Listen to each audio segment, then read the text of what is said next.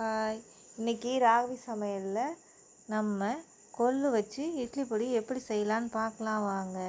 அதுக்கு நம்ம வானலை அடுப்பில் வச்சு கொள்ளை ஒரு 1/4 கிலோ அளவுக்கு கொள்ளு எடுத்துருக்கோம். அதை வறுத்து எடுத்துக்கலாம். அதுக்கப்புறம் பார்த்திங்கன்னா அதில் பாதி கடலைப்பருப்பு, உளுத்தம்பருப்பு எல்லாம் பொன்னிறமாக வறுத்துக்கணும். பார்த்திங்கன்னா கொஞ்சமாக அரிசி, இது எல்லாத்தையும் ரொம்ப இது பண்ணக்கூடாது, லைட்டாக வறுத்தா போதும். இது பார்த்திங்கன்னா கொத்தமல்லி, அது கூடவே மிளகு, ஜீரகம் நல்லா பொரிஞ்சு வந்ததும் எடுத்துக்கலாம். இது பார்த்திங்கன்னா கலருக்காக காஷ்மீரி மிளகாய், இது காரத்துக்கு மிளகாய், கருவேப்பிலை, உப்பு, பூண்டு இந்த மாதிரி உரலில் தட்டி எடுத்துகிட்டு நம்ம எண்ணெயில் பொரித்து எடுத்துக்கலாம்.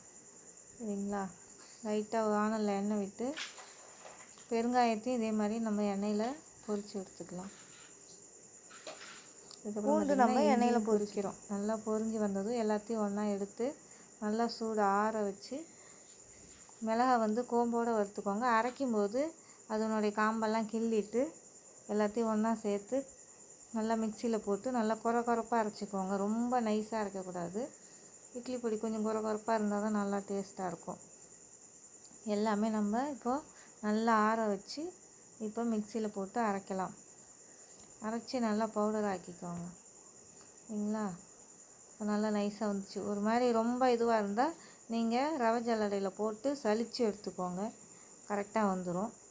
இப்போ நம்ம தோசையோட இட்லி பொடியை வச்சு டேஸ்ட் பண்ணி பார்க்கலாம் வாங்க. எண்ணெய் விட்டுக்கலாம், நல்லெண்ணெய் விட்டு சாப்பிட்டா நல்லாயிருக்கும். இப்போது தோசை ரெடி ஆயிடுச்சு, இட்லி பொடியும் ரெடி ஆயிடுச்சு. நம்ம டேஸ்ட் பண்ண போகிறோம்.